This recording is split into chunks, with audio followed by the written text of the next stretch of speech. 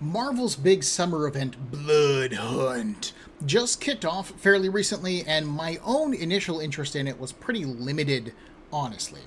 I've been enjoying a bunch of the other comics that author Jed MacKay has been writing, most notably his current run on the Avengers, The Vengeance of Moon Knight, Doctor Strange, and the run of Moon Knight that led into Vengeance. But Blood Hunt, at its core, is a story where vampires block out the sun and then attack Earth en masse. This, conceptually, should really be a Blade comic event. But I bought the last volume of Blade, which was written by author Brian Hill, and it had nothing to do with the setup for Blood Hunt, pretty much at all. So from my point of view, there was no setup being done for this event, and that meant this was going to be one of those self-contained crossovers that's got like a million tie-ins that none of which are going to matter.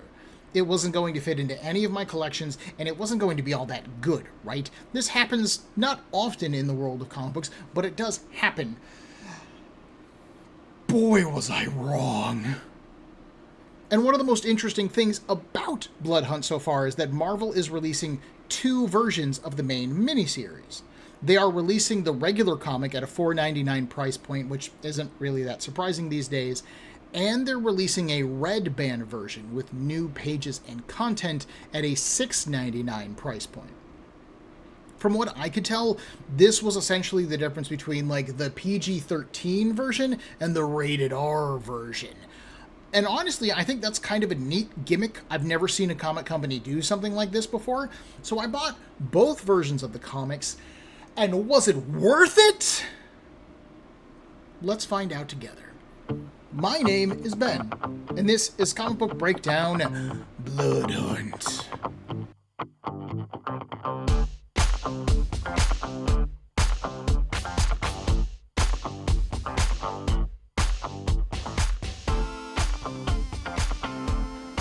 First, before we get into the comic itself, let me give y'all the setup for this, what setup there is. Over in Jed MacKay's Moon Knight, he introduced a new vampire concept called the Structure. These were led by this guy, Kenneth, aka the Tutor, who was like a vampire dude bro with a beard who was really just uninteresting both in terms of his personality and his character design. What did make him interesting to me, though, was his goals. The Tutor didn't like Dracula's rule over the vampire diaspora. He wanted to do something new. And the Structure was oftentimes described as a vampire pyramid scheme. Essentially, a vampire lord would claim a territory, and then they would then turn a portion of the population, and that portion of the population would be loyal to them, and then they had to recruit 5 more vampires, and then they had to recruit 5 more vampires each, which is 20 vampires, on and on and on. If you did not pay tribute, and you did not contribute to the pyramid, then you would be killed. It's not a bad idea. However, the Tutor made the mistake of trying to claim New York City, and vampires need to operate at night, and travelers at night are under the protection of Moon Knight and his allies, the Midnight Mission. They flippin' killed the Tutor, because of course they did, and it appears that they stopped the Structure. But in truth, they only stopped their advance in New York City. The Structure had made plenty of progress throughout the United States and Canada, and with the Tutor gone, no one was doing anything about it. Over in Blade's ongoing series, he was busy fighting an embodiment of pure evil called the Adana. His quest to stop her was pretty personal, as Blade had actually been manipulated into releasing Adana upon the world, but again, he managed to stop her. It's an American comic book, the good guys win. Along his quest, he did visit with Dracula, who rules a vampire nation that has been set up over in Chernobyl. Needing to enhance his own powers, Blade drank of Dracula's blood. This greatly enhanced his own strength and speed, as well as giving him the shape-shifting powers that Dracula enjoys. Basically, Blade can now turn into wolf or bats at will. But by the end of this comic, Blade had defeated Adana, but she also warned him during their fight. She was just a single manifestation of evil, of darkness. She could never be permanently destroyed. You cannot destroy the darkness any more than you can destroy the light. And in gaining the power to temporarily strike her down, he may have become even more monstrous himself. You might be familiar with the old quote, "Beware hunting dragons, lest you become one yourself." Blade's last series ran for 10 issues and ended with storytelling success. Blade defeated Adana. The world was safe again. Life goes on. Until Blood Hunt. Through means unknown at the start of the story, the structure activated the powers of Dark Force users across the globe. The Dark Force is a dimension of pure darkness, and it can be accessed by a variety of individuals across the planet. Some of these characters are magic users, others are mutants, others got their powers in totally different ways. In any case, these users then became conduits for the Dark Force, unwillingly pouring the Dark Force through their bodies and into our dimension, blocking out the sun. And with the sun blocked, vampires were then free to attack whatever they wanted, when they wanted, and faced little competition to their very imposing numbers. Tigra and Hunter's Moon saw this Dark Force event happen when they were dealing with the Shroud, a former hero and lost soul who has been masquerading as Moon Knight after the character's recent death in the Vengeance of Moon Knight series. They immediately started to fight the vampires that they could, because that's their job. Of course, the Avengers responded to this threat, trying to figure out how to close the Dark Force access points and, again, help whoever they could. Blade finally showed up, visiting Miles Morales, aka Spider-Man, before moving on to contact the Avengers. As the world's greatest vampire hunter, he told them that he had information and needed to team up with them immediately. And as a former Avenger, they were like, "Dude, you got it, Blade." They teleported him up to their new base of operations, which is a massive city ship in the sky, like outside of our atmosphere, called the Impossible City. But Blade never arrived. The semi-truck that he had been arriving did, though, along with its deadly cargo. A dangerous group of superpowered vampires called the Blood Coven exited the truck. These include the massive Bloodstorm 1, Megrim, Cruel, Unusual, Damascene, and Smoke Eater. They started fighting the Avengers, and boy did they do a number on them! Unusual was able to counteract the Scarlet Witch's magic abilities. Cruel's barbed wire slipped into Iron Man's armor. Damascene appears able to cut anything, whether that's Asgardian flesh or the Vision's intangible form. Megrim is able to eat thoughts, leaving behind only pain, which kept Captain Marvel in agony long enough for Smoke Eater to handle her physically. This culminated in Damascene lodging a spike through Thor's head, and Bloodstorm 1 ripping open the Black Panther. Bloodstorm 1 wanted to turn Captain America, Sam Wilson, in order to use him as their own symbol of conquest. But the Black Panther denied them that win before his life moved on. Captain America, the Vision, Captain Marvel, and Iron Man were teleported away to safety. Meanwhile, back on Earth, Blade headed to the Sanctum Sanctorum of Doctor Strange and his wife, Clea. While Clea was eager to join the fight, Strange knew that the Montesi formula was going to be needed.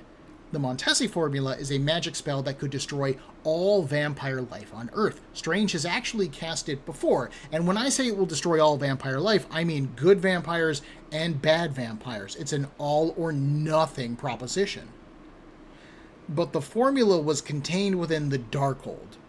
The original Darkhold was last held inside of the soul of the Scarlet Witch, and the new Darkhold, last seen at the end of the Contest of Chaos mini-event, hasn't reappeared yet. So they were scrambling a bit trying to figure out what they could do. And enter Blade. He reported that this attack was the work of the structure. After the death of the Tutor, they found a new leader and they got a new plan. Step 1 was using an Atlantean spell to detonate the Dark Force users and block out the sun. Step 2 was a global uprising. Step 3 was taking out the Avengers, using ultra vampires, which, God, I love comic books. These vampires were fed on superhuman blood, empowered by differing philosophies of consumption. Of course, this refers to the Blood Coven. And these goals weren't just pipe dreams. It worked. The Avengers are down, Blade reports. And this makes Strange's course of action all the more necessary. They must recreate the Montesi formula if they are to save the Earth. Blade takes off his glasses to look at him. You would do that? Kill every last vampire on Earth? Even the good ones?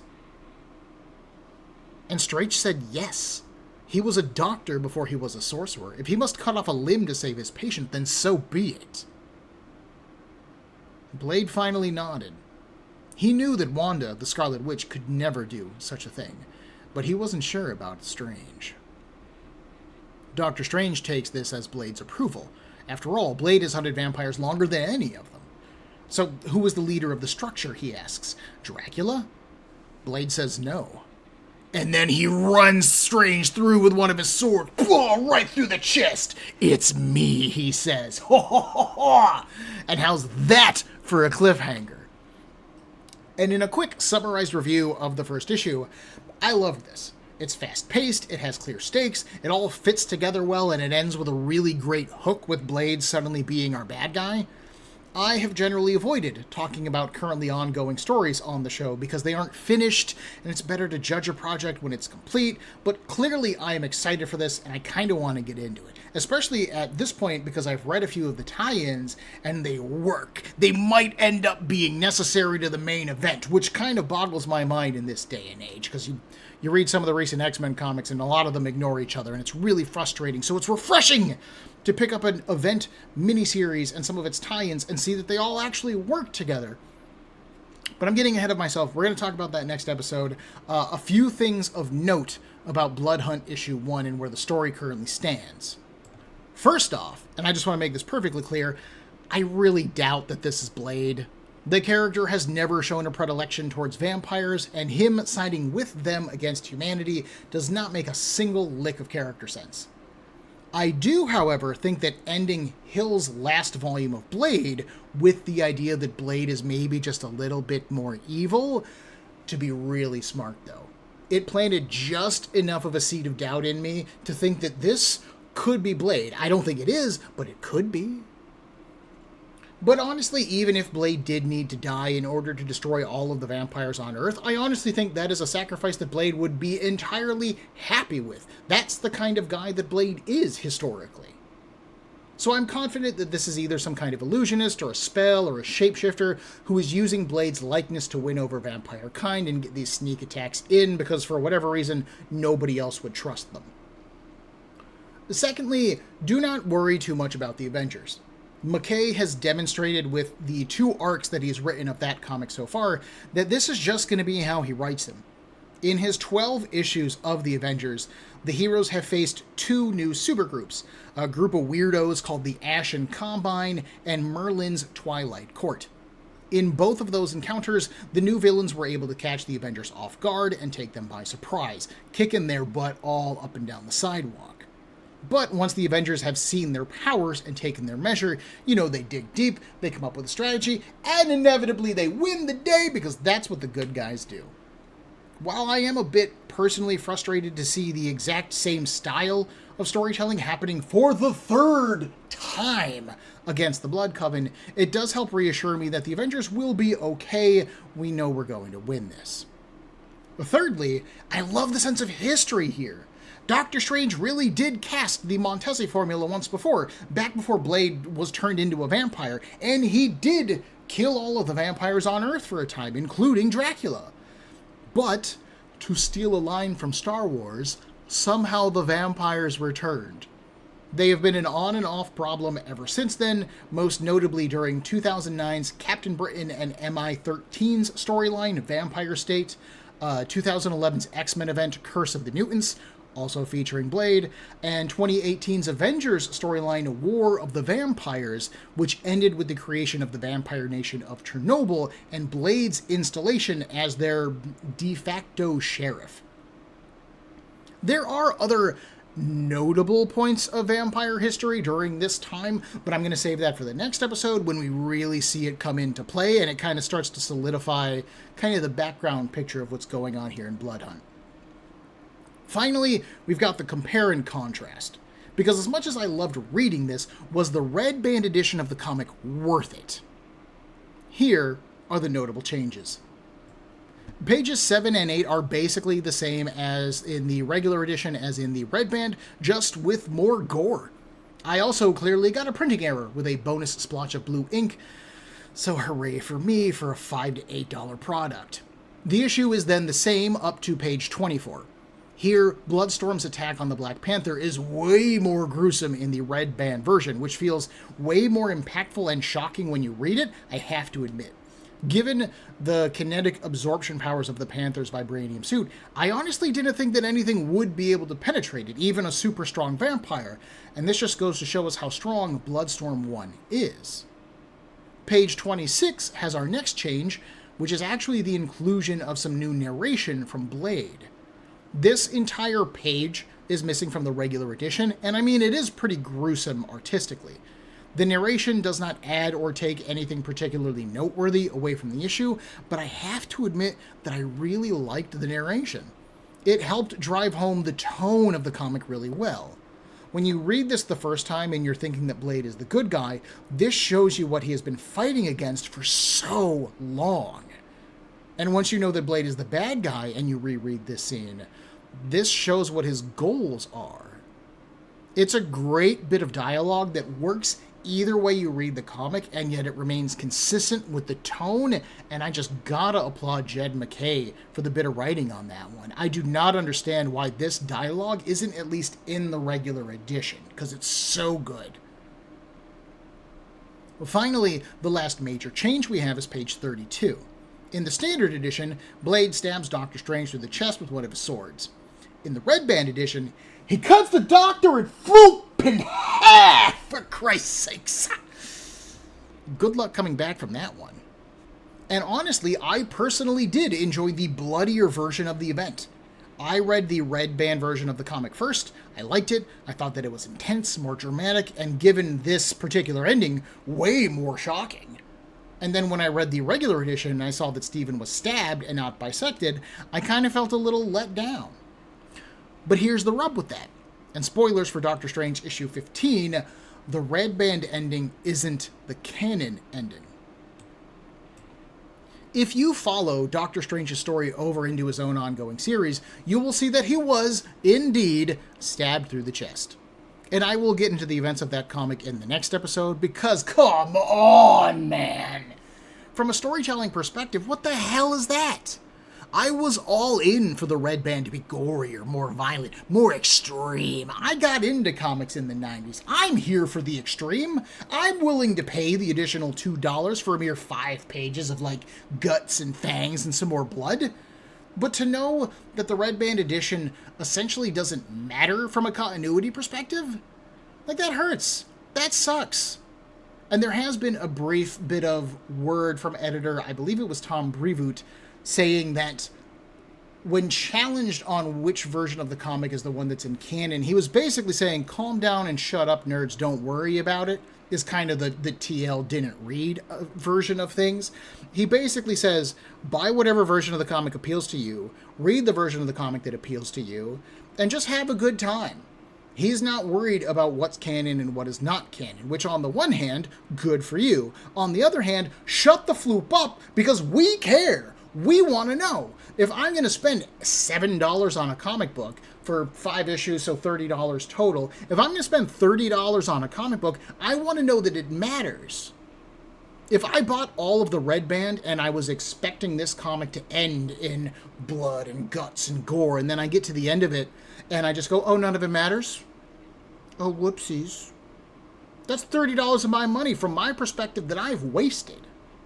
Whereas if I buy the regular edition at $5 an issue times 5 issues is $25. That's not bad. Like, admittedly, it's $5, and you might go, that's not bad. When you don't have a lot of money and you're struggling to figure out what you want to buy, that $5 goes a long way.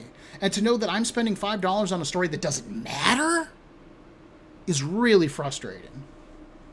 To me, it's a little less incidental because I make it a point in my life to buy comic books. Even when I have no money, I'm sitting around going, oh, how can I make enough money that I can buy comic books? I'm willing to do that. There are a lot of people who aren't or who can't. And so then they turn to digital piracy to read their comics or to read both versions and see what the differences are. Is that what you really want people to do? The only way I see the Red Band version being in canon is if Marvel is setting up a like spin-off alternate reality where you get to the end of the Red Band edition and it's the like vampires win version of things. This is how they destroy the Marvel universe, and then from here on out you could get like a series of miniseries where it's Marvel versus vampires, in the same way that Marvel likes to do the Marvel Zombies miniseries every so often. And I know that DC a couple years ago, God, it was probably like 10, 15 years at this point, they've had a series of miniseries called DC versus Vampires. Might have been called Deceased, now that I think about it. I may be confusing two events as well, which goes to show you what a DC guy I am. But again, the point remains, I think it would be kind of fun if the Red Band edition ends with the like solidification of a vampire alternate reality, where then you have like a ragtag group of heroes fighting back against a world of vampires, while the regular edition is your normal 616 reality. Just continuing to chug along where the heroes win and Blade had a really tough time, but man, we came through it in the end. I think that would be really cool. I don't think we're going to get that. That would be a really ballsy move if Marvel does something like that. There is one final difference between the two comics, which is in the covers. And I actually didn't even notice this until after I had read both versions of the comic, which is why I have saved mentioning it to the end, because I'm an idiot. In the shadows of the cover, on the regular version, we have Blade looking... Well, I mean, he looks like Blade. He's cool as hell, and he knows it, and we know, we all love it, and he's Blade. But on the Red Band edition, he is all vampired out, hinting at the idea that he is the threat all along. It is incredibly subtle, it is a nice nod to the story, and again, it's something that went right over my head going into it, so I like it even more. Even if, at the end of the day, I don't currently think that the Red Band edition of the comic is worth spending your money on. And I feel bad saying that, but that's where I've ended up. From here on out, I intend to just continue buying the standard Blood Hunt issues, which is okay, because I'm probably going to end up buying more of the tie-ins than I thought I would be, so that kind of frees up, admittedly, $2 more a month, which isn't even the price of a regular comic book anymore. But still, that's $2 more I get to spend on something else. Next episode, I will be attempting to cover 3 of these tie-ins, maybe even 5, with Blood Hunt issue 2 having come out. We're going to cover the Doctor Strange one and the first issues of both Dracula and the Strange Academies tie-in miniseries. Within those, we will see Clea struggle to save her beloved, Blade's daughter, Brielle, is going to be joining the fight, and the Academy students go after the Darkhold, only to discover that it is a living being now, finally picking up on that plotline from the Contest of Chaos. I'm very excited for that. Join me in a week for Breakdown's continued coverage of Blood Hunt. If you enjoyed this episode of Breakdown, please make sure to hit that like button, and if you are not subscribed to the show, then click on that as well. I love getting feedback, and I would really appreciate it if you did so. If you have any questions, concerns, or would like to suggest a comic or a series to me, Breakdown can be found on Facebook, Instagram, and on a variety of podcast platforms, with links in the description for this episode below, as well as the email cbbreakdown@gmail.com. Thank you for your time and attention.